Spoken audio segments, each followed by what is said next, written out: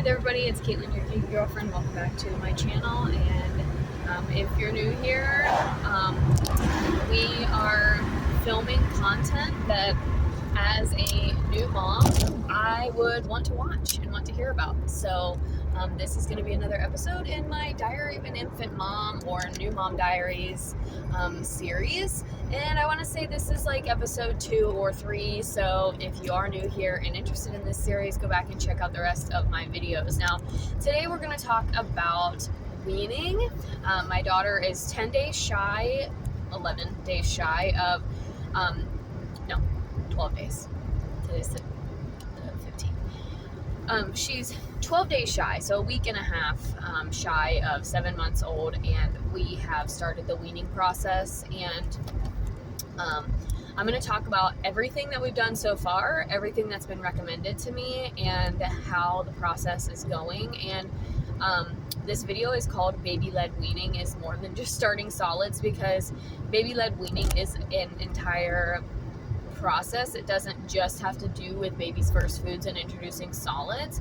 It also has to do with weaning from the breast, if that's how you chose to nourish your child for this first year. So we're going to start at the very, very beginning, because I feel like baby-led weaning really truly starts from conception and from pregnancy. You have to really wrap your mind around how you wish to nourish your child before you go to the hospital, because they are going to ask you at the hospital how you intend to feed. So this is a decision that you need to do your research on and that you need to educate yourself on. Now, I am 1000% not pushing breastfeeding or bottle feeding, because our decision was to do both, and I'll go a little bit more into detail why. But and there is tons of debate on both sides of this decision, both sides of this scale. On the one side, you have exclusive breast and breast is best, and all of those kinds of trains of thought.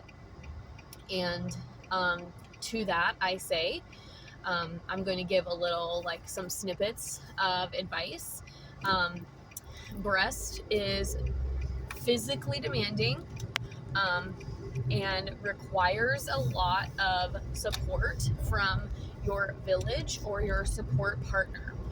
Not that bottle feeding doesn't, but breastfeeding, everybody thinks that it's just the mom involved in breastfeeding, and that may be true for some women. For me, breastfeeding was extremely exhausting. It is extremely exhausting, physically demanding, especially in the beginning. I had a lot of pain and discomfort. I've talked about that in another one of my videos, but I had to use a lot of nipple cream just for nipple soreness, dryness, cracked nipples.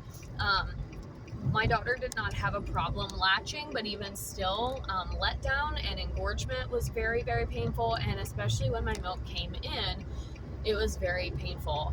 I had headaches caused by dehydration and fatigue, and I just felt like no matter what I did, I was building my whole life around when my daughter was going to eat, especially for the first 6 weeks. So now, the pros are you get that physical connection. The bond with which you built in the womb gets to continue into your feedings well into the first year or beyond, if that's your choice. And it does kind of feels good. It's a little bit ego boosting to know that you are the only one who can feed your baby for those first 6 weeks at least. But that's a double-edged sword. Anytime you want to go anywhere, anytime you want to do anything else, even just take a shower, like I said, you're kind of glued to when the baby is going to eat, or you have to be ready to be interrupted in your tasks so people can bring you the baby to eat. And for some women, that's great. For me, it was very daunting, mentally exhausting. Now, going back to the supportive partner, I love my husband. We've been together for 11 years in total. We've been married 9 years. But mother's intuition is a thing. Father's intuition is not a thing. And so all of the steps of this process have to be explained to someone who doesn't naturally know what to do. So how to mark a breast milk bag, how to clean a breast pump, how to put it together, the importance of cleaning the breast pump every day, what the different parts do, how, why it needs to be cleaned, like I said, cleaning the, and that's for when you're pumping. Now, when you're just straight breastfeeding, getting you snacks, getting you dinner, giving you breaks, letting you sleep, letting you take some time for yourself, letting you get in the shower if you're engorged, and taking over and taking care of the baby. Now, I do understand that not all men get paternity leave, and I understand that. So some women are in this situation by themselves. That's where your friends, your moms, your grandmas, whatever can help with that. So breastfeeding is a big decision. Don't buy into when everybody says, oh, it's natural. Yes and no. The baby knows what to do, but our bodies as women, especially for first-time moms, have to go through that transition. And we've never done this before, but also our babies have never done this before. Yes, they naturally know what to do based on intuition and survival instincts, but they don't know what to do. You have to teach them how to latch. You have to teach them what to do with, you don't have to teach them how to suckle, but you have to tell them where the breast is, show them, and they do learn your cues based on your smell and things like that. But I would disagree with the fact that it is a natural process. Now, once you've done it for a week or two, absolutely. Once your milk comes in, it is a lot easier. So if you are in the throes of it, know that after the third or fourth week, that's when I would say it became natural. For me, after the third or fourth week, you have to get almost a month into the process. And I almost gave up. I did. I almost gave up after 2 weeks because it's painful and it's a lot of work and it's draining. Anyway, this is not a full video on breastfeeding and why you should or should not breastfeed. We made the decision to combo feed very early on. One, I am a working mom. I work full time. I'm actually on my way to work right now because I actually had to do some summer work this summer, which is to my own choice, but that's a whole different video for another day. I knew that I was not going to be able to solely breastfeed my daughter because I was going to go back to work in March. So solely breastfeeding was not a choice. We had to introduce a bottle. This car was dead stop in the road. We had to because I was going back to work and I was not going to quit my job to stay home. That's not the life that I chose. I really and truly don't have any interest to be a stay-at-home mom. Now, I did take full advantage of my maternity leave, but that, again, is a different story. But anyway, combo feeding was always the plan. So starting at 6 weeks, and again, this is where I said, this decision to baby led wean starts before you introduce solids. We introduced a bottle pretty much when my daughter turned 6 weeks.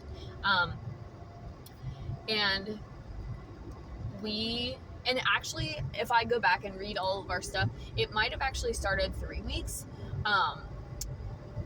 Literally as soon as recommended. If it was 3 weeks, 4 weeks, 5 weeks, I don't remember exactly.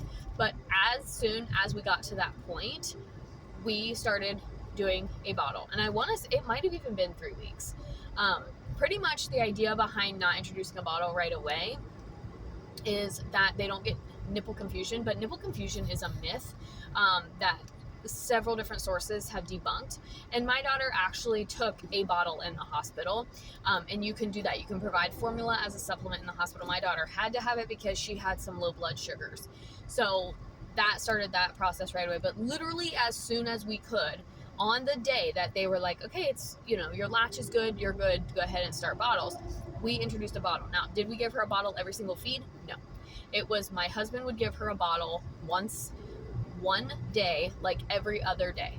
Once a day, every other day. That's kind of how you start. Then we started switching to 1 bottle every day. So we did like the every other day for about a week, and then switched to 1 bottle a day for about a week. By the time she was 6 weeks old, she would take breast milk in bottles from him, nobody's business. And that's what had to happen because I actually was away from her for 13 hours and could not be with her to breastfeed. So she took bottles.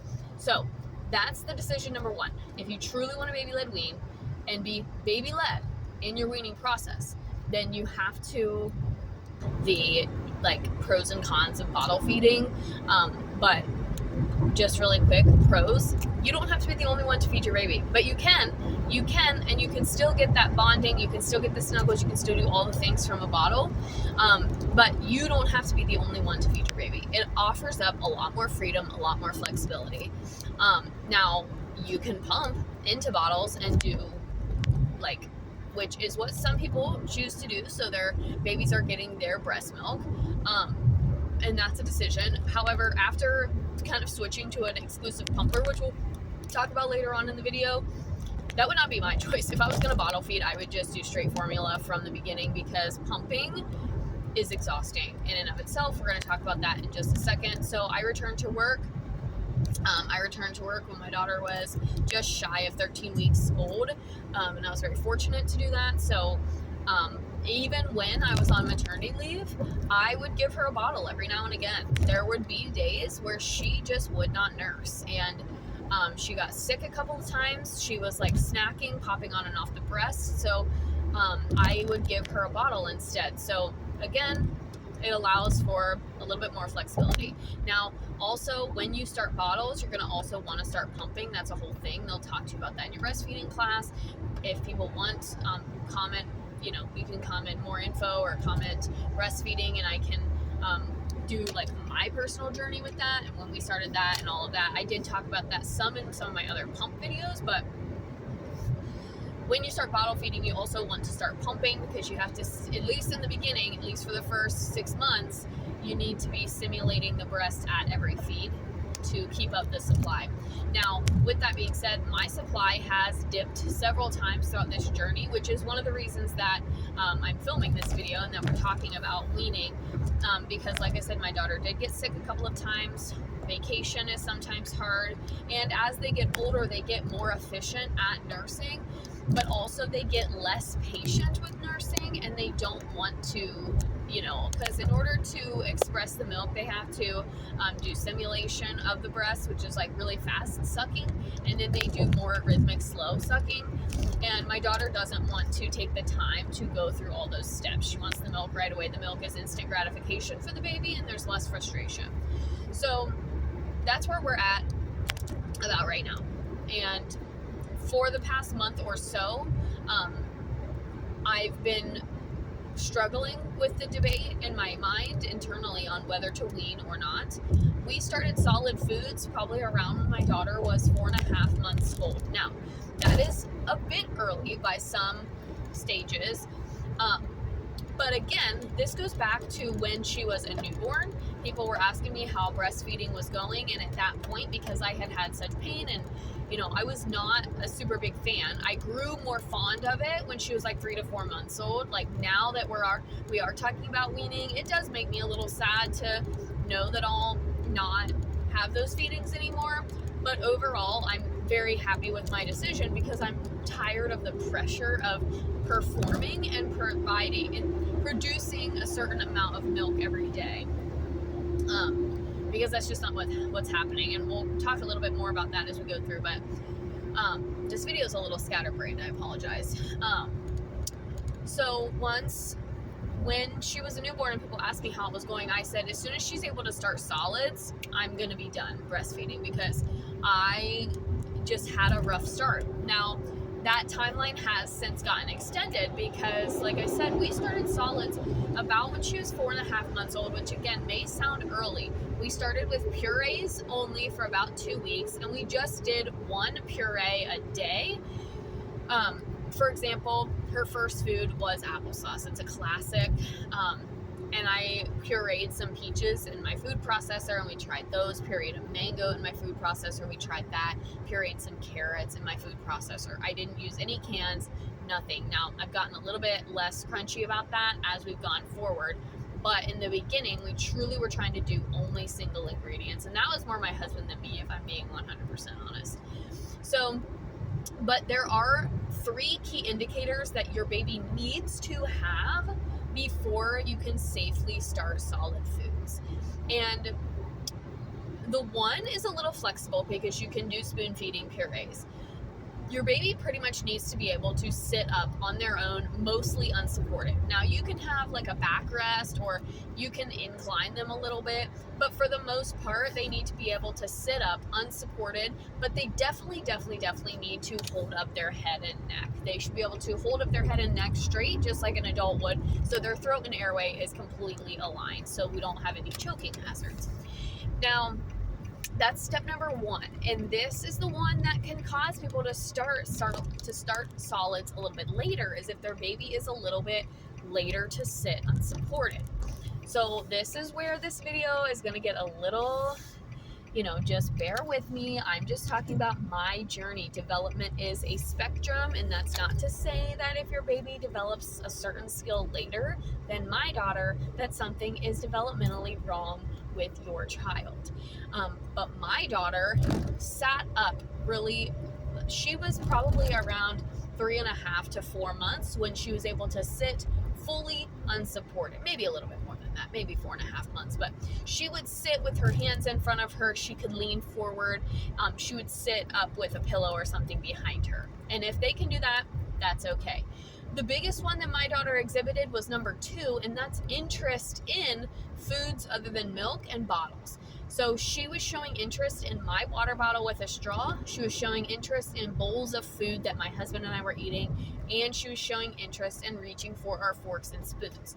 This is a big ready for solids milestone. They show interest in eating things and drinking things other than their milk. And then number 3, the tongue thrust is a good indicator that they are ready for solids. They're going to push the food out, but some sources say that that's actually a sign that they're not ready for solids because they won't actually ingest any food. But she was doing that a lot, so we knew that anything that we would give her, she would just kind of gum it and spit it out. So we saw those signs, especially the eagerness to try other foods and drinks. And so we said, okay, let's give it a try. And we started with purees. When we went to our pediatrician appointment after my daughter she was already almost 6 months old when we went, but that's okay. She said, yep, go ahead. You're good to do solids. And baby-led weaning is an approved method of starting solids. You can do purees or you can do baby-led weaning. We started with purees and then quickly transitioned to full baby-led weaning. My daughter does not have any teeth, but I did read the book Simple and Safe Baby-Led Weaning, and it helped me feel a lot more comfortable with introducing actual solid foods and just finger foods. It gives you very concrete pictures of how to cut it and different things like that. And how to be safe about different things that we grow up thinking are choking hazards. So now that we have started solids, officially we got the okay from the doctor to start solids, like I said earlier, and we are still breastfeeding even at this point. So I'm going on 7 months strong, so I'm about a month past where I initially thought we were going to be. But in the baby-led weaning process, you inherently become an exclusive pumper if you are keeping the baby the center of everything. So this next point might be a little controversial, but in my mind, baby-led weaning is following the child's lead in terms of weaning. Now, my daughter really does not nurse well. The only time I can get her to nurse efficiently is overnight. So when she's waking up in the middle of the night, she's still very sleepy, but she just needs to kind of put herself back to sleep. She will nurse for 2 to 3 minutes and relieve and express some of that milk. So it relieves pressure for me. And when I do a pumping session after that, I do have less in whichever side she nursed on. That's the only time that I can consistently get my daughter to nurse. During the day, she will cue to nurse. She'll root, she'll bury her head in my chest, things like that. But then when I actually present the breast, if she's hungry, she will refuse to nurse just because she wants the bottle. So my daughter does prefer the bottle, and that's been the case for about a month or so. And what really propelled me into the weaning decision, it's been an ongoing thing, but I mentioned earlier my supply has been it's fluctuated a lot. So in the beginning, I would say it started off strong. Then my daughter got sick, and we had a couple days where she was not nursing well. She was only snacking or popping on and off. And so she was only taking like an ounce or so before falling asleep, and that really messed with my supply. And when my husband's at work full time, which not that I don't work full time, I just have the summer off, obviously, it's really hard to take the time that I need to pump when I'm trying to, at that point, we were still doing a lot of contact napping, we were still co-sleeping, things like that. So that's very hard to find the time that's uninterrupted to pump. And as my daughter has gotten older, she's very interested in the pump. She likes to hold it, she likes to play with it, which is fine, but she also likes to pull on the tubing, and that is not ideal. So moving forward, looking ahead, if when I have a second child, I may look into a pump that does not have tubing, simply because then it would be a lot easier to just put the cups in and express when she's awake and she's playing, or the child that I'm nursing at that time. But a few weeks ago, I got to the point where my daughter was just hungry. I think she was having a growth spurt. It was right before she turned 6 months old, and it was nighttime. We were trying to settle down for bed. She was not nursing. She wanted a bottle, and I only had about 4 ounces of breast milk left in total. None in the freezer, none in the fridge, 1 4-ounce bag.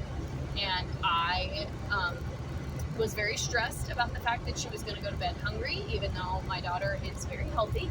But I was stressed thinking that she wasn't going to have enough milk, and that caused me to feel a lot of pressure to then, I was like, well, I'm going to have to spend the whole next day pumping. I'm going to have to pump every 3 hours. And like at this point in the journey at 6 months, like I don't need to pump every 3 hours. I'm not filling up every 3 hours. I'm, every 4.5 to 5, sure. That's about where we are in today's frame of mind.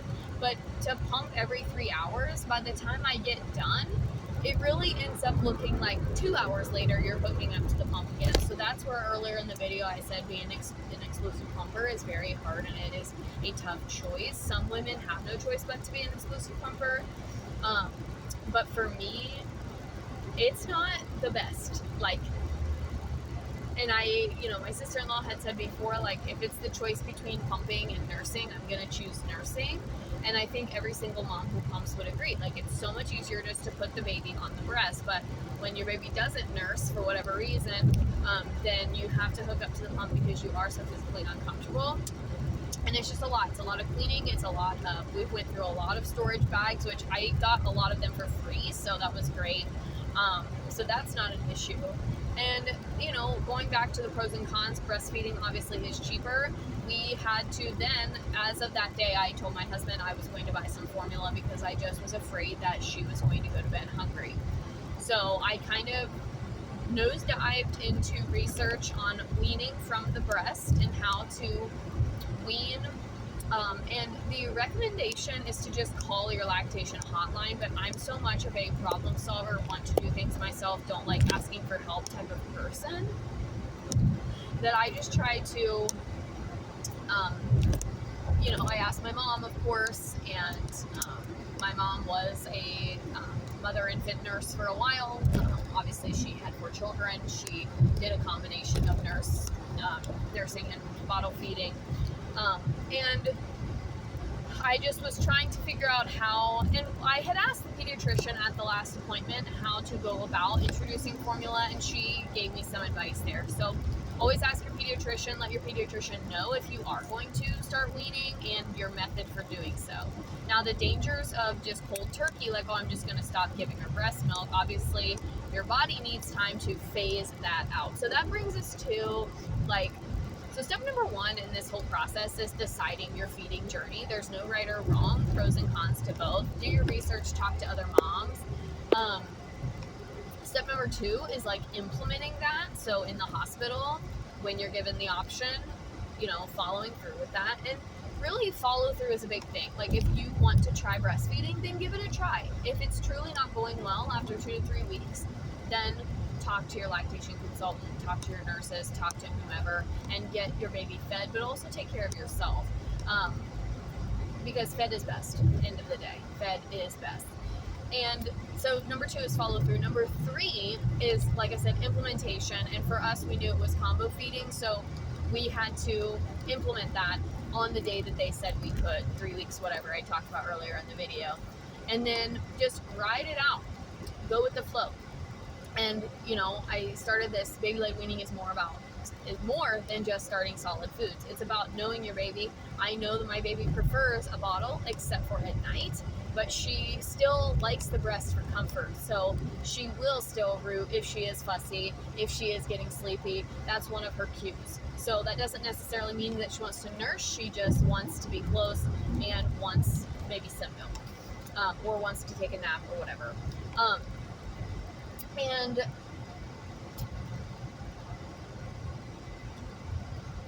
it's also hard though, because growth spurts and things come out of nowhere and they're unexpected. So you don't, that time, my daughter was taking 32 ounces of milk a day, and I was simply not keeping up. So a lot of this decision did come out of haste and out of survival. And that's where my decision to co-sleep came, out of survival.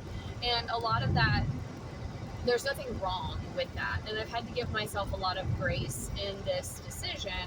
And, my mom has been great in saying, you've made it almost 7 months. This is great. My OB was 6 months is a great time to wean. So getting that reassurance is helpful, but also you as the mom and as the human need to give yourself grace. You have nourished your child with your own body, your own calories for this extended period of time that is worth celebrating, even if it was 2 weeks, 3 weeks, 2 days, whatever it was. And end of the day, your baby is fed, and that's the most important thing. But so I bought formula, and so now we're at step 4, I guess, of actually weaning. And whether you're and when we talk about weaning, I'm talking specifically from the breast. And in my experience, that is typically what people refer to as weaning. I don't really because you can't wean them off of formula. You're transitioning them to formula, because you can't just cut milk cold turkey. They don't eat enough to sustain. So now we're at the actual weaning process. So I'm going to go through what I kind of tried first and where we're at now. So about 3 weeks ago, I went out, bought formula. I did start with Similac Total 360, because that was what we were given in the hospital. That's what she took in the hospital, and that was what we had on hand. So we did the little ready to feed. I would just pour one of those in and then put some breast milk in on top of it. So I started with mixing, because there was a time when my daughter was maybe 2 or 3 months old that we did run out of milk in the fridge, and I tried to give her straight formula, and she did throw it up. So as a way to make it more palatable, I did mix it with the breast milk. And that worked for about a week. And then I actually ended up, after 3 weeks, like I said, that worked for about a week. What happened was we had a heat wave here in Ohio, and I learned a lot about food storage, milk storage, safe milk storage. And I had to throw away almost 10 to 12 ounces of breast milk because it did not stay cold enough, and it actually went sour in one day. Similarly, we had formula that also went sour, and we didn't find out that it went sour until my daughter was projectile vomiting. And then I was like, and then she started to refuse her bottles, and that was my sign that, there's something wrong with this milk. And there was. So it's a big learning curve. Again, give yourself grace. We fixed it. I gave her fresh milk. She was a happy girl. Everything's fine. she's okay. But there are things that come out of this situation that you think you have under control, and then you're like, oh, whoops. So that happened. And this is not a place for shame. We're not putting any shame in the comments of, oh my gosh, how dumb are you? Well, like, we've already shamed ourselves enough. It's hard enough to watch your little infant who can't communicate grow up all over themselves and you and whatever. So then we threw all that out, and we went and we started fresh. And that worked for about a day.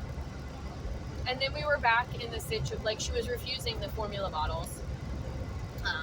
And like, not refusing them, but like, if I made a 4-ounce bottle, that was mixed, she would drink 2 ounces of it.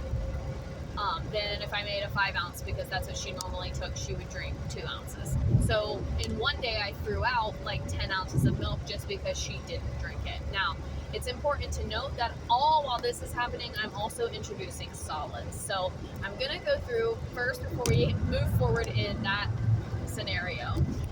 Because I did end up calling a lactation consultant after that, because I was like, well, now I don't know what to do. I've mixed the bottles. I've done half and half.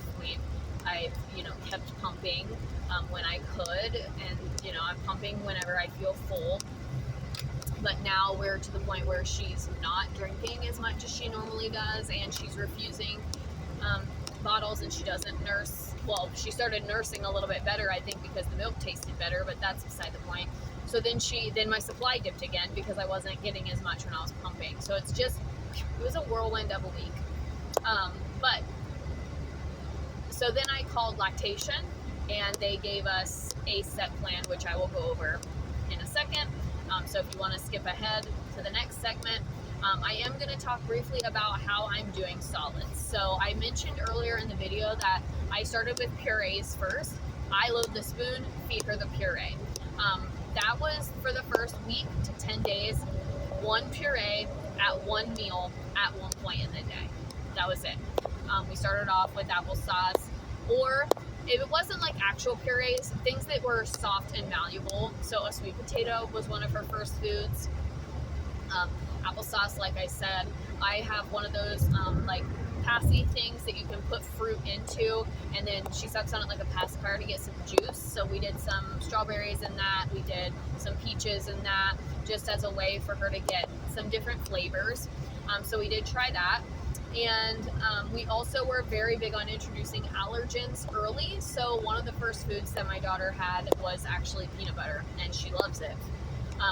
But I know that that's not for everybody, and that is a choice with your pediatrician. We brought that up with her. She said it was fine, and we don't have any peanut allergies in our family, so it was safe for us to do so. Always, always, always consult your pediatrician before trying an allergen product. So that's what we did first. Then I started to lean more into the baby led weaning. So we did wedges of mango. This was about when she was 5 months, or we had gotten the approval from the pediatrician, was when I started the finger foods. So wedges of avocado, wedges of mango, wedges of watermelon. I did, like I said, sweet potato was a big one. Wedges of apple, because she had already had applesauce. And I started to do flavors that she had already had in a new format. So strawberries, now I actually gave her whole bigger strawberries that she could try to eat whole. Avocado, same thing. We tried, a little bit softer, mashed it up a little bit. Sweet potatoes, tried them in like fries instead of an actual mashed up baked sweet potato. So just different, same flavors, different format. And we originally, when we started our baby led weaning journey, we were like, oh, we're going to give her the same food, like by itself for like a whole week. Well, that quickly became boring for her and me. And I realized very quickly that if I was going to give her the same single ingredients for a whole week, so let's use like eggs as an example. If I didn't want her to have anything but eggs for an entire week, there was no way that we were going to hit our goal of that 100 foods before she's 1, which is kind of our guideline that we're doing. there's no way we were gonna hit that if I gave her the only one food for a single week. So I then jumped it back to 3 exposures, and I said, okay, I'm just gonna give her the same food by itself 3 times. If she doesn't show a reaction, then we're good to go. And with peanut butter, I would say I did do that. With everything else, I have kind of done 2. If she doesn't show a reaction after the second time, we're moving on, and I'm going to put it with something else. For example, oatmeal. She's had oatmeal twice now. The next time I give her oatmeal, I'm going to put a banana or something with it. Sorry about that. So then my wanting to do it all like 5 times now has morphed into like 2 times. And again, know your baby. There was no way she was going to continue to eat pureed carrots for a whole week. So now I gave her canned carrots and just mashed them up, and she liked them a whole lot better. That's something that has been very fun to see, is the purees. The purees are purees. Think about if you were relegated to only eat pureed food. It's not fun. So now that she's getting like bites of things, and she is a lot more into it. So her favorite foods right now are, like I said, peanut butter. She does love toast. We did toast fingers. She likes fruit. She likes strawberries, peaches. Watermelon was okay in the beginning. Now she like won't eat watermelon, but there was one day where she ate it and she did get sick from it. So that might be a little bit of an aversion. Avocado she did get sick from. But we've tried cheese, we've tried eggs, we've tried oatmeal, like I said, yogurt. She liked Greek yogurt. And we tried black beans last night. She liked that. So really what I'm trying to do is any meal that I make, I'm just picking out one piece of that meal to give her. I made a cheesy beef and rice casserole the other night, and I gave her some cheese. So that's kind of where we're at. And for her, I tend to do a breakfast that's something hearty, oatmeal, toast, yogurt, something that has a little bit of sustenance to it, some iron, maybe some protein. And then I will usually do a sort of solid snack, something that she's had before, so applesauce, strawberry, and if I'm out to lunch, just give her something that she's already had before. And then I'm introducing new foods at dinner time, so giving her the cheese, giving her a little bit of beef, giving her the black beans.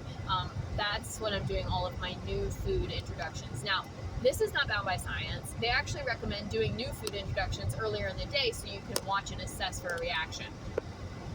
It just makes more sense for me to do it at dinner because that's when I'm in the kitchen actively prepping things, especially when I transition back to work. That's going to be the time that I delegate to foods. And she's going to be with my mother-in-law, she's going to be with my parents, so I don't want to have them try new foods. So in the evenings is when we do our new food introductions. So now that we are like solidly, we have about 15 to 20 foods that she has shown that she's tolerated. We have a wider variety of things that we can have for breakfast, for lunch, and all of that. So we've got yogurt, we can do oatmeal, we can do toast with a variety of things. So we're gonna just explore all of those avenues. So like toast, she can put cream cheese on it, and I can mash up a blueberry or a blackberry, and then it's kind of like a toast with jam. Or putting some bananas in the oatmeal, or peanut butter in the oatmeal, some cinnamon, some vanilla, trying different flavors. Obviously, avoiding extra salt, extra sugar where possible, things like that. So now what our current plan is, since I am trying to now wean. My goal for when I go back to work on August the 13th, so just under a month now from this video. I want to make it to where I am able to pump before I go to work, and then I don't pump again until I get home from work. So I'm trying to kind of train my daughter to eat from me or nurse with breast milk in the morning, and then at night before she goes to bed, and then I can nurse her before she goes down, but then also pump if I need to at 10:30 or 11 o'clock. Wake up in the morning at 6:30, pump, go to work, and then pump again at like 6:30. So I want to stretch out the pumping and nursings to only be really doing it like twice a day, if at all. And in order to do that, we're gonna slowly decrease the amount of times I pump during the day. So as I'm filming this video, I'm able to comfortably go 5.5 to 6 hours, sometimes more, in between pumping sessions. Yesterday, I only pumped 2 times, and then I had to wake up in the middle of the night to pump, which I don't do. I've said that from the beginning. If the choice is between sleep and pump, I'm going to sleep, and just deal with the consequences. But and this is the advice from the lactation consultant. Also, again, reach out to your own. But we're just going to, their advice was to just remove a little bit of milk at each pumping session, like an ounce or 2, because that's going to train my body to like produce less. I'm just doing a shorter pumping session for right now. So instead of pumping for 20 minutes, I'm going to pump for like 18 minutes. And then this morning I switched to 15, and we're just going to keep doing that for like a week. And then I'm eventually just going to go back to like 12, 10, whatever. And so hopefully by the time I go back to work, I'm not producing as much milk that I even feel full. That's going to be the goal. We'll see how it goes. And then when I am with my daughter, she's going to drink breast milk from a bottle, except at night. If she wants to nurse to go to sleep, and overnight, that's fine. If she's with my mother-in-law, my parents, whatever, she's going to drink formula from a bottle. Not mixing, just straight formula. And we did switch to Enfamil, and she seems to be tolerating that a lot better. So far, that's going good. And then we're still doing our solids throughout the day. And she's taking about 4 bottles a day, and of varying sizes. And if I am home with her and I run out of breast milk for whatever reason, then she just gets formula as a supplement. So that's kind of where we're at on our journey, and it has been a process. We are probably going to be teething soon, which is going to change the things that we eat for solids. So I am looking forward to that, but also not looking forward to the pain and suffering that it's going to cause her when she teethes. But yeah, so that's where we're at with baby led weaning. That's our journey. And I hope this video is helpful to somebody. Like I said, baby led weaning is way more than just starting solid foods. It really starts at conception, and I am by no means a crunchy mom, but there are things that I like about this philosophy. So I hope this video is helpful. If it is, like this video. If you want more information about breastfeeding or my journey with breastfeeding, comment breastfeeding below, and I will probably I can do a separate video about my journey, the struggles, the highs, whatever. And other than that, I'll keep you guys updated on how things are going. But like I said, I hope this video is helpful. I'm making content that I, as a new mom, would want to watch. So thanks for hanging out in this latest episode of the Infant Diaries or New Mom Diaries, and I will see you guys in the next video. Bye bye.